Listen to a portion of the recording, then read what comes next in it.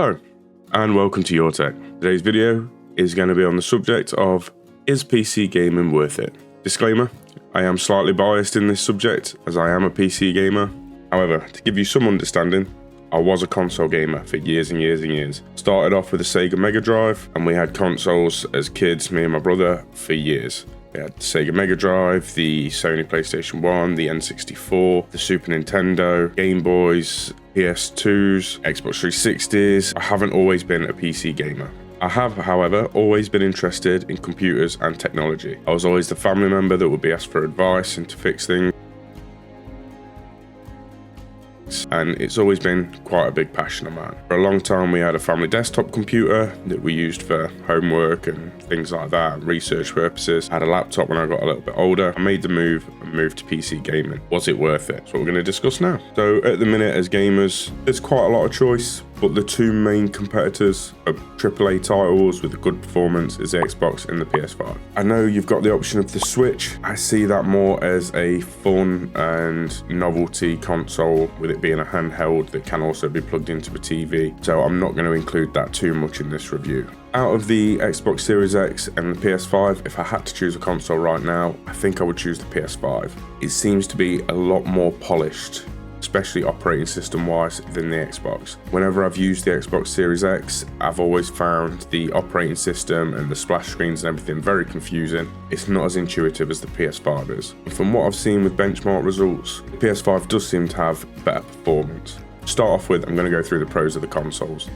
Consoles are plug and play. It can't be understated how important this is. You update the console, you sign in, jobs are good and off you go, you're playing, which is fantastic. There's no messing around. Yeah, you have to wait a little bit for updates and all that kind of thing, but if there is no update, you get in from work, you load up whatever game it is you want to play, and you're off. It's so simplistic and so easy to just get gaming straight away, and that's fantastic. It's such a good plus point of the console. The subscription models that come with consoles is another pro in my opinion. Now, I don't usually like subscription models in any way, shape or form. I can't stand things like Netflix, Disney Plus and all these different subscriptions you have to have, but I do like the subscription models with consoles. The Game Pass from Xbox is absolutely fantastic. It's such a massive library of games. It's refreshing all the time, so you're getting new games come and go, which is brilliant. And the same with the PS Plus. Don't really understand the tiers too much in the PS Plus at the minute, but as I understand it, if you get the highest tier one, you have a massive back catalogue of games that you can stream and play and download and all the rest of it. Getting free games every month with PS Plus, I think, is a great deal. And the fact that you never ever lose them games. You can end your subscription, your games are still there, and if you ever want to play them, you just start paying the subscription again.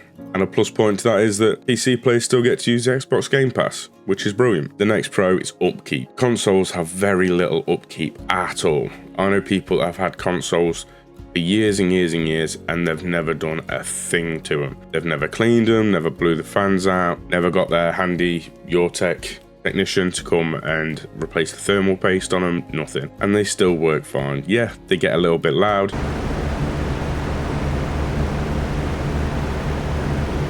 but they're still working, they're still playing games, and the people that own them are still pretty much happy. And if they do get a little bit loud, drop me a message and we'll organise me to sort your console out for you. The next pro is cost. I know there's a lot of controversy at the minute with the PS5 Pro and how much that costs, but when you compare it performance-wise to what you get on PC, I think the cost is a little bit justified, especially when they don't really have any competitors in the market. I know the Xbox is there. It's not really a competitor to the PS5 Pro. The Xbox is the competitor to the PS5. So until Xbox release a refresh, if they do release a refresh, the PS5 Pro is kind of singular in itself. However, if you want 4K gaming right now, it's easy to do, plug and play, off you go. PS5 and the Xbox Series X at £500 or under, that is fantastic performance to cost. Really is good. You don't have to spend the extra 200, 250 or whatever it is to get the PS5 Pro. You can get the base model PS5 and you still get 4K gaming. I understand, or there's always articles being released about checkerboard rendering or selective rendering and stuff like that on the consoles. Whether or not that's true, I don't know, but looking at side-by-side comparisons of 4K footage on PC versus 4K footage on a console, it's quite close, and to be honest, I think it's very much worth that slight sacrifice in graphic fidelity for a console that only costs you £500. It's seriously impressive. Next pro for me is controllers. I love to see controllers changing and to see innovation in the controller space. Not because I'm actively going to be using them or anything, but I just find it really interesting. The DualSense controller from PlayStation and its haptic feedback and adaptive triggers is fantastic. I've used it a little bit and it really is interesting. It really is fun. I wish there was more games that utilize the adaptive triggers properly. However, at the minute, it is what it is when it comes to games using it and not using it. It's down to the game devs on whether they want to utilize that feature. The good thing about the PS5 and the Xbox Series X controller as well is they both work pretty much flawlessly on the PC, or they have in my experience anyway. I actively use the DualSense controller on my PC. It's comfortable. It's responsive, and when playing things like Rocket League or whatever, I enjoy it. The next pro is space. So when you're a PC gamer, you kind of have to take up quite a lot of space. Unless you're going to get yourself a little ITX rig and put it next to your telly and have a wireless keyboard and mouse, or install SteamOS on it so that you've got that controller console feel to your computer. Most people are going to have a desk, they're going to have a monitor or two, they're going to have a tower and a chair. It takes up a lot of space. With consoles, you buy your console, you plug it into the TV that you've already got in your living room or your bedroom, and off you go. There's no extra cost. Most people have got a TV anyway, so it's just almost an accessory to their TV. And the fact that even though like the consoles are bigger now, or at least the PS5 is a lot bigger now, the footprint of it can be quite small. If you put that vertically up, tucked behind your telly or something, you wouldn't know it was there. If you want to have it on show because you like the look of it like I do, I know that's controversial, but I quite like the look of the PS5. I think it looks cool, it's different. However, compared to a tower, especially mid-sized towers and above, the consoles are tiny. They don't take up anywhere near as much room as what a PC will. The Xbox Series X footprint is absolutely minuscule. You have a 7-inch square base and 10 inches of vertical room that you've got to deal with. You can like flake stand it up. It's just a little box. Basically put it in near enough any TV cabinet. On the whole, I completely understand why people get consoles. As I've just mentioned in them pros, there's a lot of things to be happy about with a console. There are cons as well though. Quickly going to go through them now. First one being cost. I know I've just spoken about cost in the pros column, but now we're going to talk about cost in the cons column. The price of games on consoles is insane. Absolutely insane. And whilst on PC, the games will usually be released, or the new AAA titles and stuff will be released on PC at a very similar price, they do seem to come down in price a lot quicker on PC than they do on console. And it's always been a little bit of a bugbear of mine. A new game comes out, 60 quid, 70 quid, 80 quid. You see a premium edition of something that you like, and whilst I don't usually or never have really bought things like that, when people are excited and it's something they're passionate about, I get it. And then they're spending upwards of £100 for a game. On PC, I think the most expensive game that I've bought since having a PC in the last 4 years is probably around £30 to £40, and that's probably a push. I might be over exaggerating that a little bit. There's loads of CD key websites. Steam's got a fantastic policy of buying games, and if within 2 hours you don't like it, get a refund. And I love that. I love that you can try the game. If you don't think it's worth the money, get a refund. Don't worry about it. If you've tried it, you didn't like it, you shouldn't be forced to have to keep it, even though it's a digital purchase. The next con is how limited consoles are. So console, other than a little bit of media streaming, your console is basically a console. You play games on it, and that's kind of it. Yeah, you can game stream on them and things like that, but it all centers around gaming or media content. Performance. Now, I get this is another one that was also in the pro column, but it also has to go in the cons column, because the performance of consoles, whilst for the money is good, it is only good for the money. You don't get proper high refresh rate gaming on consoles, or if you do, it's sparse between what titles. You might get more esport titles that do manage to go up to 120 FPS. With a PC, you get to decide whether you're playing a AAA title, you want to hit that 60 FPS mark, you adjust your settings so that you get that 60 FPS mark. Whereas with consoles, if it's a very demanding game, it may be limited to 30 FPS. Whilst most games on the consoles are limited to 60 FPS rather than 30, the fact that we do still have some games that are limited to 30 FPS is infuriating. In 2024, where everyone knows the target is 60 FPS. The minimum for something looking smooth and feeling responsive and things like that, that should be the absolute minimum. And with PC, you get to ensure that that's the minimum that you're getting. You can turn your settings down, you can turn your resolution down, you turn your settings up, you can turn your resolution on. You get to play however you want to play and how you build your system and your setup. Consoles are also limited by what you can upgrade. Now, as far as I know, other than like accessories like the PS5 Pro buying a disc drive separately, the only upgrade you can really do to the actual consoles themselves is upgrading the storage. Now, whilst it's really good that you can upgrade the storage, you've got the PS5 and the PS5 Pro where you just put in a new SSD in the additional slot. It's one slot. Any other storage that you want to add to your console after that, you've either got to replace that SSD or you've got to use the USB ports and hope there's enough bandwidth for it to be able to read your game quick enough play on your console without any stuttering, without any loading issues or anything like that. With PC, you've got a lot more options with storage. As an absolute minimum, most PCs come with 4 SATA ports. So that's 4 SSDs or 4 hard drives that you can put in your system. Then you've got M.2 support. The motherboard that I'm running now has got 3 or 4 M.2 spaces on it. So even £50 1TB SSDs, £200, I've got 4 terabytes of space. How much is the PS5 SSD minimum? It has to be Gen 4. It has to be a certain brand.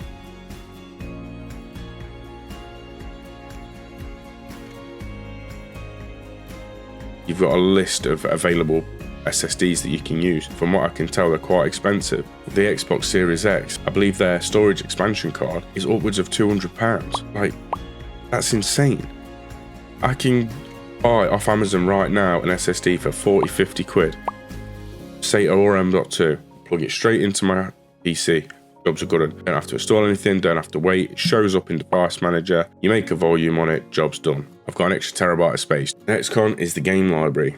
Outside of remastered and redone and re-sculpted and re-whatever games that have come out, actual new titles that are coming out on the console that are AAA worthy or even just worth playing seems very, very small to me.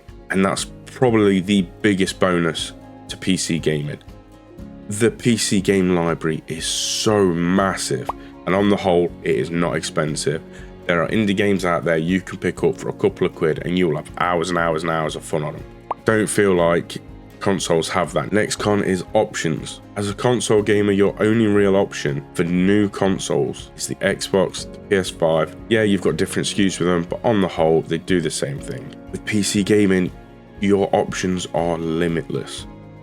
You can choose whatever components that fit together you want, and you can build your PC around exactly what it is you want from your PC. You want 4K high refresh rate gaming, not a problem. You go and spend all your money on a massive graphics card, put that in, jobs are good. You're more bothered about CPU bound titles, so you'll go out and you'll get a 20 core CPU to put in. You're more bothered about storage and video editing and things like that, that's fine. You can load your PC up with loads of storage, get you sent an NVIDIA GPU for that NVENC encoding, get you sent a decent CPU, jobs are good, and there's your video editing station. Plenty of RAM, plenty of storage, it's powerful enough, it's absolutely good to go. You don't want to spend too much? Fine too. There is amazing budget options out there for PC gaming at the minute. I did a video not long ago showing the YourTech Spark 1.0. For £550, that console's fantastic. It really does hold up well at 1080p gaming. But that is £550 1080p gaming. Whereas for the same money, you can get 4K gaming on the console. And I get it. But on that little £550 computer, you can do so much more. You can video edit, you can photo edit, you can create scripts, you can write a book, you can learn code, you can learn programming, you can learn e-commerce, you can learn how to use computers, you can learn networking. It's something that you could make a career out of if that's what you wanted to do. You are not limited at all with a PC. I've touched on the pros and cons of PC gaming whilst talking about the pros and cons on the consoles, and I know it's been a fairly comparative thing as I've been going through, but I'm going to quickly go through the PC cons and pros as well. The cons of PC, the cost. PCs are expensive, they really are. Even the budget options, like I've just explained, £550 computer, brilliant 1080p gaming is still £550. That's still a lot of money to a lot of people, and that's not all you've got to buy. It's a £550 tower, a PC, but without a monitor, a keyboard, a mouse, it's unusable. And then if you want a headset, if you want speakers, if you want to upgrade it, the costs mount up really quickly. And the only real saving grace for the cost you've got, your games are going to be cheaper. There's a very good likelihood that your games will be cheaper, which is brilliant. And you can do a lot more with the PC than what you can with the console. Is it worth it or not? That's a personal choice. For me, every single time it is worth it. You don't have to upgrade your PC every single year to keep it relevant. Not at all. I still know people to this day that are running GTX 970s and they're happy as Larry. I know people that are running APUs and they're more than happy. They'll have a 3400G, 4600G, and they're happy as Larry gaming. They don't have the best graphic fidelity, but they're having fun and they didn't need to spend the world. And I get it, that's absolutely fine. My own rig, when I first put it together, when I first bought it, it cost me a fortune. It's not worth anywhere near what it was, not at all. Computer parts depreciate so quickly. Do I need to upgrade it? No, not even a little bit. It still does exactly what I need it to. I've got an 8-core CPU and I've got an RTX 3070, tons of storage. It does everything that I need it to do, and I will not be upgrading until it gets to a point where I'm like, right, this is struggling now. Now I'll look at upgrading. Now I'll look at investing in my passion, in my hobby. I understand I just went on a bit of a segue there, but still, hang with me. The other fairly big con, and it's one that I've already mentioned, is space. Most, not all, there are PC gamers out there that love a bit of sofa gaming, and that's where their PC is set up, and that's fine. But most PC gamers have a desk, have a couple of monitors, at least one monitor, speakers, they've got their tower, their keyboard and mouse, maybe a microphone, and a chair to sit at. It takes up space. Not everyone has spare space in their house, and that is a choice. But it's also another cost. You have to factor in the cost of all these peripherals for you to be able to do the same thing as what a PS5 can do, if all you're interested in is gaming. Onto the pros. Now, some of these pros might not seem that important to everyone. However, to me, almost every single one of these pros makes perfect sense and is the reason why I'm a PC gamer. The first one being flexibility and usability. Now, I've already touched on this quite a lot. The endless and basically limitless things that you can do with a PC is the reason, or the main reason, that I got one. I wanted something that did more than just game. I wanted something that I could write on, that I could edit videos on, that I could edit photos on, something that if I wanted to, I can go and do proper research on without having to be just glued to a phone like that. Having a multi-monitor setup and things like that makes workflows and everything else so much easier as well. So if I want to do a spreadsheet, I've got a spreadsheet open on one side and I've got whatever it is I'm researching or searching for on the other. It's so much more usable and flexible, and I love that about PCs. Absolutely love it. The next pro is gaming performance. Another thing, I know I've touched on a lot of these already, but please stay with me. Gaming performance on PC is better. Even if you cannot afford a PC tower that can do 4K gaming, I still hold true that it is better. I game at 1440p, and the responsiveness and the low latency of PC gaming and the smoothness of the games is unmatched. No console comes close. I've played on the PS5 and I've played on the Series X, and whilst they're completely fine, they never ever feel as responsive as what a PC does. And that's whether you're using controller or keyboard and mouse. PC is just so much more responsive and quicker. Games feel smoother, feel more immersive. I feel more connected to the game when I'm playing it, especially if you're playing something that takes a little bit of reflex. And to be honest, they're not the kind of games that I usually play anyway. I'm not a massive esports fan. I don't play a lot of Call of Duty or Counter-Strike or anything like that. My shooting games probably start and end at Titanfall and Hell Let Loose, and that's about it. And the next pro for PC gaming, upgrades. I can upgrade my PC right now and get 4K gaming by swapping out one component. Just one. All I would need to do is go and get a 3080 or a 4080 Super, put that into my computer. There we go. I've got 4K gaming. My power supply is fine and will run a new graphics card. It's overspec'd for the graphics card I've got now, so it's not a problem. CPU intensive games are really struggling at the minute. That's fine, I'll upgrade my CPU. I've got a mid-range CPU at the minute for the board that I've got, and I've got a few options to upgrade to make that experience better. Need more storage, as I said before. Got SATA ports galore on this motherboard. I've got an extra M.2 that I'm not using, as well as all the USB ports on it as well. How much more do you need? Like, being able to upgrade it so easily. It's running a bit loud, it's running a bit hot. I'll get new fans, I'll get a better cooler. You have so many options with upgrades to just bit and bob upgrades as you go along. You don't have to buy an all new PC every single time. There are people I know in the PC gaming space that have never changed their tower, like their actual case. Their case is the exact same one they had 5-6 years ago, and all they do is swap new components in and out as and when they choose, which is fantastic. So, is it worth moving to PC gaming? It was worth it for me, massively. Getting my own gaming PC made me find my passion again for technology. It made it so that I created a business of repairing computers and upgrading computers and cleaning computers for people as my side hustle. And I adore my second job of fixing computers for people and meeting customers and finding out what it is they want or they don't want within their computer, and what games they play and what upgrades they're looking forward to making in the future or they want to make now. It's a fantastic business to be in, and whilst it's not the most profitable and it's not something that is ever going to make me rich beyond my wildest dreams, I have a passion for it and I enjoy it. And if it wasn't for the gaming PC that I bought 4 or 5 years ago, I would probably not be doing this now, and I'm so happy that I am. PC gaming was worth it for me 100%. A great way of relieving stress and anxiety and all the rest of the day-to-day life worries and all the rest of it. It melts away when you're gaming, and you get that on consoles too. That's not just a PC thing. Is PC gaming right for you? Maybe not. I know it probably seems like you've just watched this entire video for something that's going to end with, that's subjective depending on you, but that's kind of where it is, and that's kind of what it is. Do you have the money to buy a PC? Are you going to be happy if you don't have £1,500 to drop on a PC? Are you going to be happy with 1080p resolution on a smaller monitor?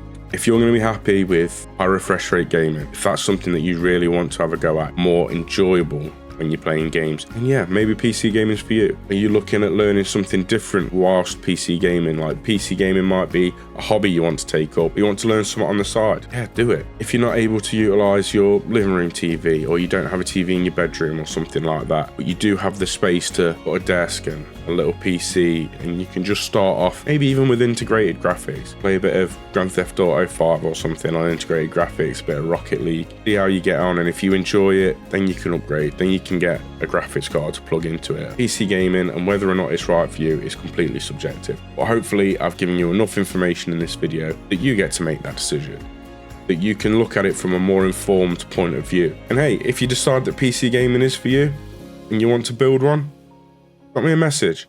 Always willing to give advice, I'm always willing to give help. If you don't want to build it yourself, just buy a PC from me. I'll happily build you a PC to whatever specs you want, all the specs that are on our website. If you're happy to see more content from me, please subscribe, and if you like the video, give us a thumbs up. If you didn't like it, give us a thumbs down. Any constructive criticism is always welcome. I'm happy to be here. Thank you very much, and I'll see you on the next one.